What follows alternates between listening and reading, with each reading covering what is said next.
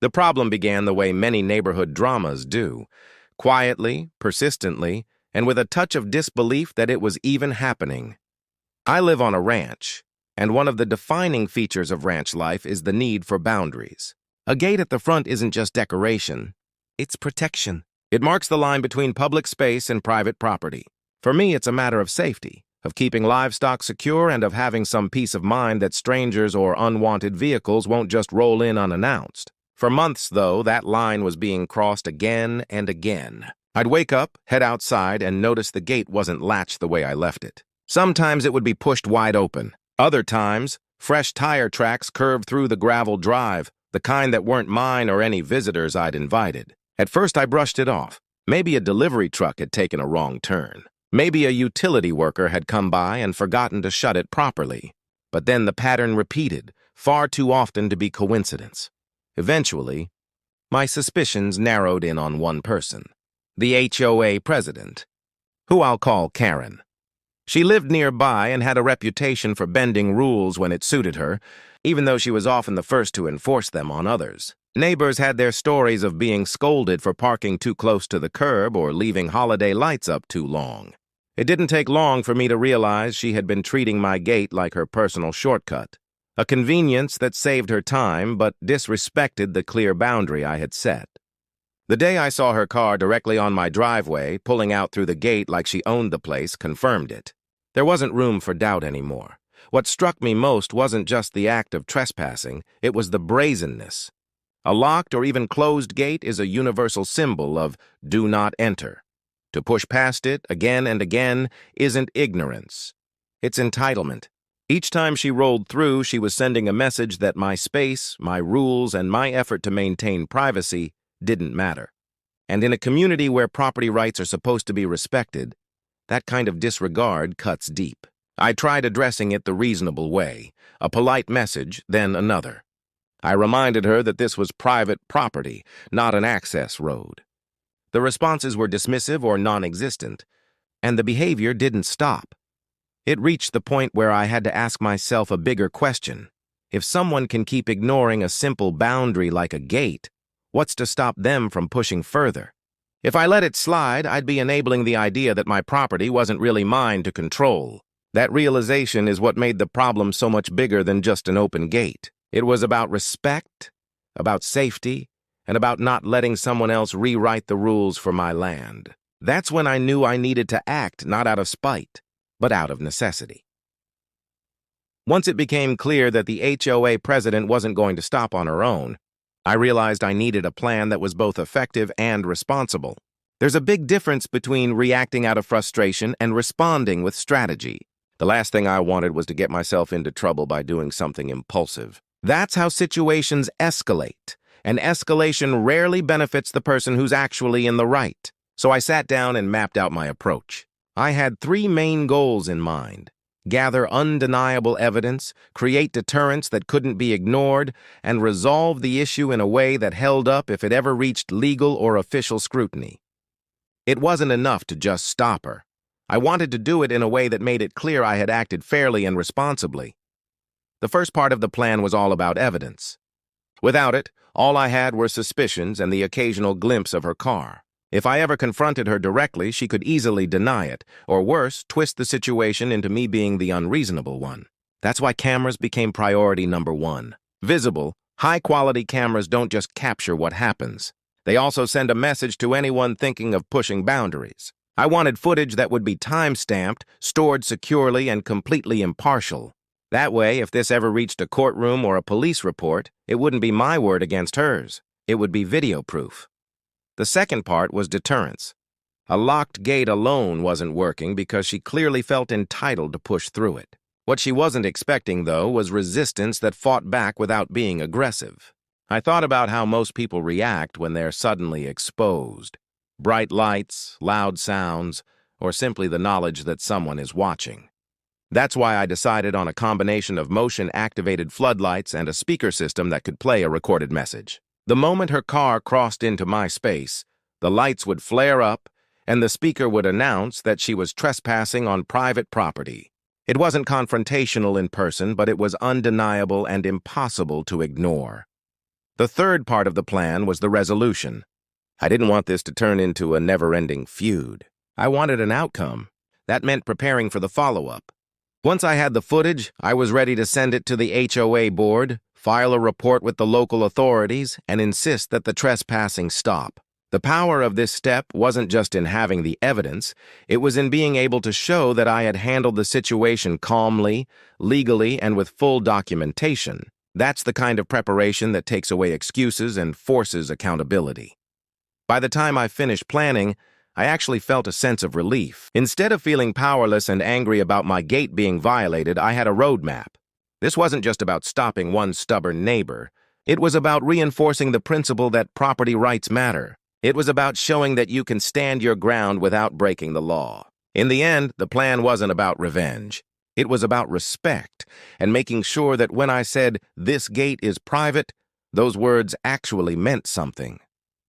The day finally came when all the preparation was put to the test. It was early in the morning, just as the sun was barely climbing over the horizon, when the familiar hum of tires on gravel reached my ears. My phone buzzed almost instantly with a notification from the security camera, motion detected at the gate. I opened the live feed, and sure enough, there she was. Same car, same approach, same disregard for the boundary that I had been trying to enforce for months. This time, though, she was in for a surprise. As her vehicle rolled closer, the motion sensor did its job. The floodlights snapped on, bathing the driveway in a bright, almost theatrical spotlight. There was no way to ignore it. The car's shiny surface reflected the glare, practically glowing in the dark. For a split second, she hesitated, caught like a deer in headlights, literally. Then came the next layer of the trap. The speaker activated, and my recorded message filled the air. "Attention! This is private property. Your presence is being recorded. Please leave immediately." Even through the camera feed, I could see her reaction. She froze.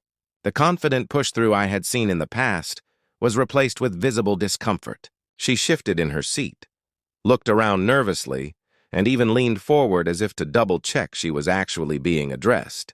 There was no mistaking it. The message was directed at her, and she knew it. For the first time, she was confronted with the fact that her actions weren't just being noticed, they were being documented. But here's the thing about people who operate with entitlement. Sometimes, even embarrassment isn't enough to stop them right away. Instead of turning around immediately, she pressed forward, inching the car closer as if daring the setup to stop her. And that's where the real strength of the system came into play. The camera recorded every detail, the license plate, the exact time, even her face illuminated perfectly in the driver's seat. There was no way she could argue this was a misunderstanding or an accident. Every move was preserved in crisp, undeniable footage. As I watched on my phone, I didn't feel the frustration I used to feel. Instead, I felt calm. Because this time, I didn't need to storm outside or start an argument. I didn't need to raise my voice or match her stubbornness. I had the evidence, and evidence speaks louder than confrontation ever could. She eventually drove through, but the damage to her credibility was done. The trap had caught her, not physically, but in the form of proof that could be shown to anyone in authority. Later that day, I saved the clip and backed it up in multiple places. The relief I felt was real. For months, I had been dismissed and ignored, but now I had something that couldn't be brushed aside. The catch wasn't about physically stopping her car. It was about capturing her disregard in a way that forced accountability. And that, more than anything, was the moment I knew the balance had shifted in my favor. When the footage was finally in my hands, I knew the situation had reached its turning point. No more guessing, no more speculation, no more relying on polite reminders that went ignored. I had undeniable proof, and with that proof came leverage. The first thing I did was compile the video clips, making sure they were clear, time-stamped, and easy to understand. Then I drafted a calm but firm message to the HOA board. I didn't rant, I didn't insult, and I didn't let frustration seep into the tone. Instead, I laid out the facts. The gate is private property. It had been repeatedly entered without permission, and here was the evidence to prove exactly who had been responsible. Sending that message felt like lifting a weight off my shoulders. For so long, the issue had felt like a personal battle, me versus her. But once the board was involved, It wasn't just about one person's word against another's. It became a matter of accountability within the community itself. The board couldn't ignore it, because ignoring it would mean condoning blatant trespassing by one of their own. And when the president is the one breaking the rules, the optics are terrible. The response came quicker than I expected. Within a few days, I received a formal apology from the HOA board. They admitted the behavior was unacceptable and assured me that it would be addressed internally. Most importantly, they confirmed that she had been given a written notice of violation. That document meant everything. It wasn't just me saying, "Stop coming through my gate." It was the entire governing body of the neighborhood putting their stance in writing. This property is off limits. And the president herself had crossed a line.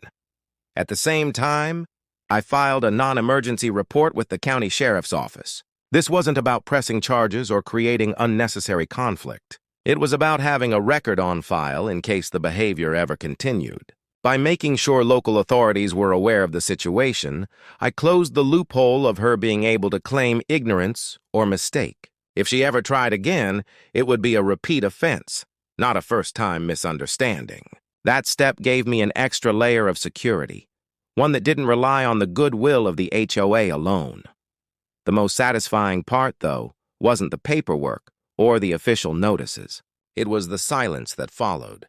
Days went by, then weeks, and not once did I find the gate open unexpectedly. Not once did I see tire tracks cutting across the gravel. The property stayed undisturbed, just as it should have been from the beginning. The deterrents worked because they shifted the balance.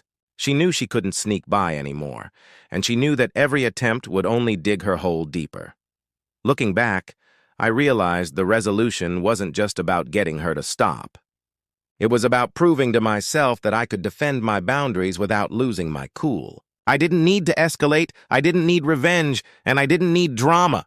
What I needed was evidence, persistence, and a willingness to handle things the right way.